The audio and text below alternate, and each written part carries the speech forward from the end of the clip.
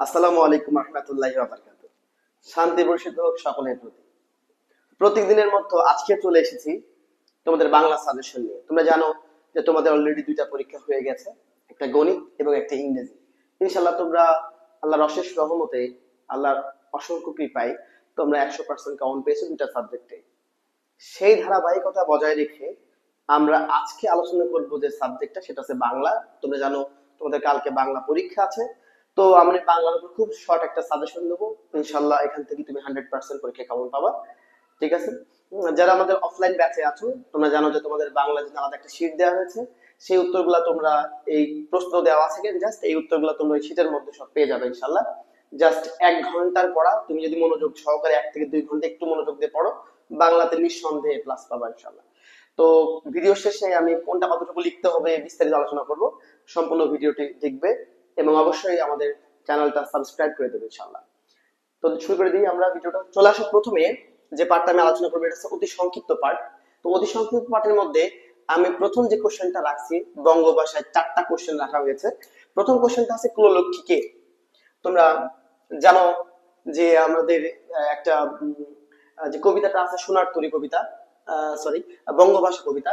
বঙ্গভাষা যে কবিতাটা আছে, বঙ্গভাষা কবিতাতে কুললক্ষী কবিকে বলে দেয় যে তোমাদের এখানে আসা ঠিক হয়নি, তুমি তোমার আবার দেশে ফিরে যাও, এরকম কথা, বিস্তারিত কথা আছে। কুললক্ষীকে ভেরি ইম্পর্টেন্ট প্রশ্ন এবারের জন্য, আমার মতে এটা আসতে পারে পরীক্ষায়।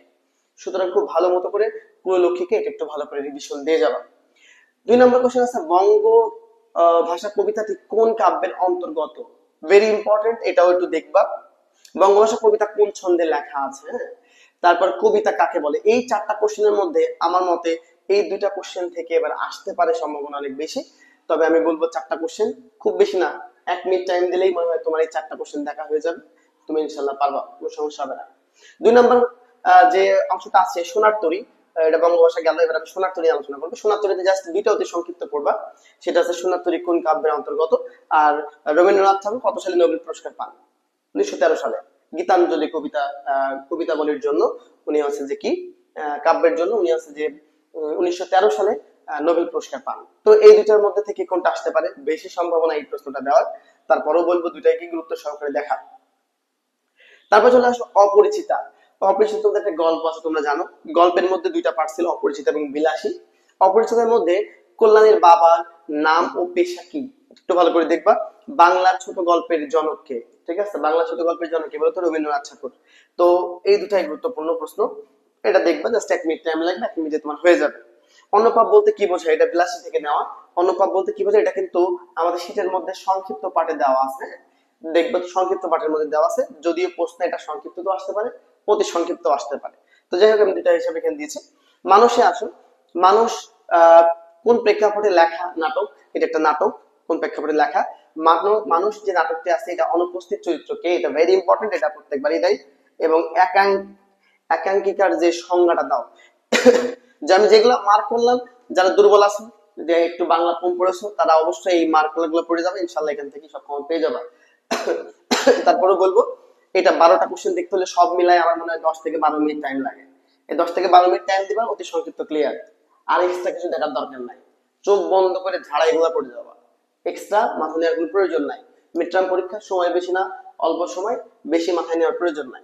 চলে আসো সংক্ষিপ্ত পাঠে। সংক্ষিপ্ত পাঠে আমি তোমাদের জন্য 12টা কোশ্চেন সিলেক্ট করছি এখানে। কিরকম, বঙ্গভাষা থেকে আছে সনেটের সংজ্ঞা ও বৈশিষ্ট্য লেখা। তোমরা জানো যে সনেট কি জিনিস, 14 লাইনের একটা কবিতা। যে প্রথম 8টা লাইন আছে এটাকে অষ্টক বলা হয় বা অক্টিভ বলা হয়, এবং লাস্টের 6টা লাইনকে ষষ্ঠক বলা হয়। তো ওই 14 লাইনের যে কবিতা আছে ওর বৈশিষ্ট্যগুলো কি একবার একটু দেখে নিবা, ইনশাল্লাহ পারবা। তারপর দেখো, এটা ভেরি ইম্পর্টেন্ট প্রশ্ন, এটা আমি মার্ক করে রাখলাম। পালিলাম কালে মাতৃভাষা রুক্ষণী পূর্ণমণি জানে, এরকম একটা বঙ্গভাষার একটা লাইন আছে। যে উনি ওনার স্বপ্নে কোন লোক ওনাকে বললো, উনি কথা শুনলো, শুনে উনি নিজেকে নিজে চেঞ্জ করলো, এরকম কিছু একটা বিস্তারিত আছে। একবার শীত থেকে দেখে নিবা ইনশাল্লাহ, একবারে 2 মিনিটের কাজ হয়ে যাবে ইনশাল্লাহ। বঙ্গভাষা বঙ্গ ভান্ডারে বিবিধ রতন বলতে কি বোঝানো হয়েছে। বাংলা ভাষার যে লেখায় অনেক রকমের বিপুল সমৃদ্ধ সম্পন্ন লেখা, কবিতা, উপন্যাস, রচনা, প্রত্যেকটা যে এত কিছু আছে, এই জন্য এটাকে বিবিধ রতন বলা হয়। একবার দেখে নিবা ইনশাল্লাহ পারবা, ঠিক আছে? 3টা কোশ্চেনই গুরুত্ব সহকারে পড়বা। খুব বেশি টাইম লাগবে না, টাইম লাগে 5 থেকে 6 মিনিটের মধ্যে তোমার পড়া কমপ্লিট হয়ে যাবে। এটা সোনাতরী আসো। যাহা ছিল নিয়ে গেল সোনার তরী। তোমরা জানো যে সোনার তরী কবিতাটা খুব গুরুত্বপূর্ণ একটা কবিতা, আমি অসংখ্যবার ক্লাসে পড়াইছি। তো একবার দেখলেই ইনশাল্লাহ পারবা, কোনো সমস্যা নেই, নিজের ভাষায় লিখতে পারো, কোনো প্রবলেম নাই। যাহা ছিল নিয়ে গেল সোনার তরী বলতে কি বোঝায়? তো আমার যে পাপ পুণ্যের হিসাব এক সময় না এক সময় যেটা তো আমার ইহকালে চলে যাবে, তাই না?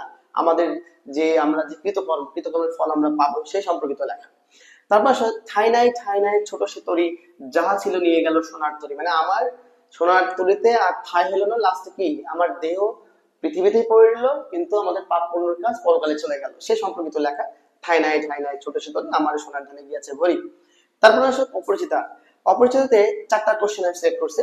অনুপমের বিয়ে ভেঙে যাওয়ার কারণ, অনেকগুলো কারণ দেখবো শীতের মধ্যে দেওয়া আছে, এটা বইতেও নাই ওই রকম ভাবে, তো আমি শীতের মধ্যে আমি হ্যান্ড নোটের মধ্যে দিয়ে দিচ্ছি খুব সুন্দর করে। জায়গা আছে কথাটি তাৎপর্য লেখো, এটাও কোশ্চেনের মধ্যে ছিল না বইতে, আমি কিন্তু নিজে থেকে এটা লিখে দিচ্ছি। অনুপমের মামার পরিচয় কি? অনুপমের মামা কিন্তু এই অপরিচিতার মেন ভিলেন।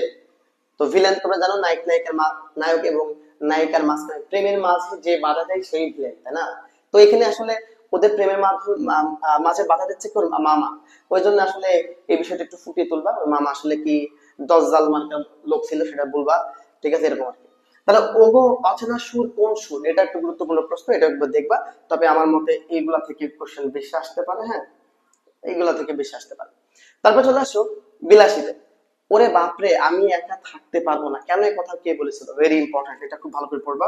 মৃত্যুঞ্জয় এবং বিলাসী কিভাবে মারা যায়, ঠিক আছে, তো এইটা একটু পড়বা। ডাক্তার মানুষ নাটকের মধ্যে একটাই কোশ্চেন, সেটা হচ্ছে ডাক্তার মা ডাক্তারকে কিভাবে বাঁচালো, ঠিক আছে। তো সুতরাং এই যে কোশ্চেন গুলা প্রায় সবগুলাই গুরুত্বপূর্ণ, কাউকে কোনোটা ফেলে দেওয়ার মতো কোশ্চেন না। তো এটা যদি কেউ মনোযোগ সহকারে পড়ে এই 12টা কোশ্চেন, তার সর্বোচ্চ আধা ঘন্টা 30 মিনিট টাইম লাগতে পারে আমার মতে। একবার রিডিং পড়লেই সে লিখতে পারবে, এতটুকু জ্ঞান বুদ্ধি আশা করি তোমাদের মধ্যে আছে এবং তোমরা পারবা, এটা আমার বিশ্বাস তোমরা পারবা। চলে আসো রচনামূলক কোশ্চেনে। রচনামূলক কোশ্চেন যে পার্টটা আছে, রচনামূলক কোশ্চেনে আমাদের প্রথম যে প্রশ্নটা, সেটা সনেট হিসাবে বঙ্গভাষা কবিতার সার্থকতা লেখা। ম্যাক্সিমাম প্রশ্নগুলো এরকম সার্থকতা লেখা, ঠিক আছে, এটা ভেরি ইম্পর্টেন্ট, এটা পড়বা, ঠিক আছে। এবং এই কোশ্চেনটা আমি বলছি, এই কোশ্চেনটা ইনশাআল্লাহ তোমরা কমন পাবা। রূপক কবিতা কি? রূপক কবিতা হিসাবে সোনাত্তরের সার্থকতা লেখা, এটা পাইতে পারো পরীক্ষায় ইনশাআল্লাহ, এটা একটু ভালো করে দেখবা। ছোট গল্প হিসেবে অপরিচিতার সার্থকতা লেখো, এটা গুরুত্বপূর্ণ প্রশ্ন। অপরিচিত গল্পের নায়ক নায়িকার চরিত্র, নায়ক আসলে চাইতে নায়িকাই আসলে মেন পার্ট, তোমরা এই নায়িকার পার্টটাকে একটু বেশি গুরুত্ব সহকারে তুলে ধরবে, এরকম আর কি। বিলাসী চরিত্র বিশ্লেষণ করা। বিলাসী চরিত্র কি? বিলাসী যে গল্প আছে ওখান থেকে বিলাসী সম্পর্কে বিস্তারিত লিখবা। দেখবা আমি শীটের মধ্যে বিলাসী বেশ কিছু পয়েন্ট লিখছি, তোমার হচ্ছে প্রত্যেকটা পয়েন্ট আকারে ভাগ করে দিচ্ছি। তারপর বিলাসী গল্পে তৎকালীন, এটা ভেরি ইম্পর্টেন্ট, এটা ভেরি ইম্পর্টেন্ট, আমি বারবার বলছি। এই দুইটা কোশ্চেনের মধ্যে তো দুটাও পাইতে পারো, আবার একটা পাইতে পারো, হ্যাঁ, দুইটা পাওয়ার সম্ভাবনাই বেশি। মানুষ নাটকের নাম করলে সার্থকতা লেখো, এটা ভেরি ইম্পর্টেন্ট কোশ্চেন। মানুষ যে নাটকটা আছে ওটা কেন বিস্তারিত বর্ণনা করো। যে 3টা স্টার্ট দিয়েছি এর মধ্যে থেকে তোমরা আশা করি 2টা প্রশ্ন পেয়ে যাবা, যারা একটু দুর্বলতা আছে বেশি তারা এই যে স্টার্ট দেওয়া প্রশ্নগুলো পড়ে গেলে ইনশাআল্লাহ কমন পাবা বলে আমি বিশ্বাস করি। তো এই ছিল আমাদের বাংলা কোশ্চেন, ইনশাআল্লাহ 100% কমন পাবো, আমি লিখেই দিয়েছি এখানে। বাংলা কোশ্চেন খুব বেশি না, আমার মনে হয় এটাকে যদি আগে 30 মিনিট দেখে ইনশাআল্লাহ তারা ইজিলি অ্যানসার করে আসতে পারবে। তার মানে বাংলা যদি কেউ গুনে জাস্ট 2 ঘন্টা পরে, আজকে চোখ বন্ধ করে 2টা ঘন্টা মন দিয়ে, ফোনটা পাশে রেখে যদি মন দিয়ে 2 ঘন্টা পরে বাংলাতে, ইনশাআল্লাহ এ প্লাস হবেই আশা করা যায়, আল্লাহ পাকের ইচ্ছা ইনশাআল্লাহ হবেই। তো এই হচ্ছে আমাদের বাংলা সাজেশন। এবার আমি যে গুরুত্বপূর্ণ টপিকটা বলবো যে কোনটা কতটুকু লিখতে হবে, এটা খুব ইম্পর্টেন্ট ফ্যাক্ট। বইতে যতটুকু আছে ততটুকু লিখলে তুমি ফুল মার্ক পাবা না, বাংলাতে স্যাররা পৃষ্ঠা গুণে মার্ক দেয়, এটা সত্যি কথা। শুনতে খারাপ লাগলেও যদি কোনো স্যার আমার ভিডিওটা দেখে থাকে, হয়তোবা সেও আমার কথাটা হয়তোবা বিপক্ষে যাবে, তারপরেও আমি বলবো যে বোর্ড পরীক্ষা কিংবা আদার্স পরীক্ষায় বাংলা কিন্তু সবসময় সবসময়ের জন্য পৃষ্ঠা গুণে মার্ক দেওয়া হয়। কিরকম? যেমন ধরো অতি সংক্ষিপ্ত যেগুলো আছে তুমি যত শর্টে লিখতে পারো ততই ভালো, কোনো সমস্যা নেই। অতি সংক্ষিপ্ত গুলা উত্তরটা থাকলেই এনাফ। এটা হতে পারে হাইস্ট 2 থেকে 3 লাইন, তার বেশি না। কেউ পৃষ্ঠা অর্ধেক পৃষ্ঠা লিখবা দরকার নাই ভাই, তুমি এখানে জাস্ট 1 থেকে 2 লাইন অথবা সর্বোচ্চ 3 লাইন, 2 থেকে 3 লাইনের বেশি না, ঠিক আছে, এনাফ 2 থেকে 3 লাইন লিখলে। সংক্ষিপ্ত প্রশ্ন আছে 1 পৃষ্ঠা, বারবার বলছি 1 পৃষ্ঠা লিখতেই হবে। যদি কেউ 1.5 পৃষ্ঠা লেখা ভালো, তবে 1 পৃষ্ঠা লিখতেই হবে, বাধ্যতামূলক। স্যার খুশি হয়ে যাবে 1.5 পৃষ্ঠা লেখা দেখলে। তবে টাইম তো মাত্র 1 ঘন্টা, সেটা তো শেষ তো পাওয়া লাগবে সব, তাই না? সেই অ্যাঙ্গেল থেকে বলতে গেলে সংক্ষিপ্ত প্রশ্ন যেটা আছে সেটা 1 পৃষ্ঠা লিখতে হবে। যদি একটু বেশি লিখতে পারো তো আলহামদুলিল্লাহ ভালো, কিন্তু টাইম ম্যানেজমেন্ট করবা, পরীক্ষার খাতায় বড় লিখতে গেলে এটা 1.5 পৃষ্ঠা লিখতে গিয়ে ওদিকে টাইম পেলে না, এরকম যেন না হয়।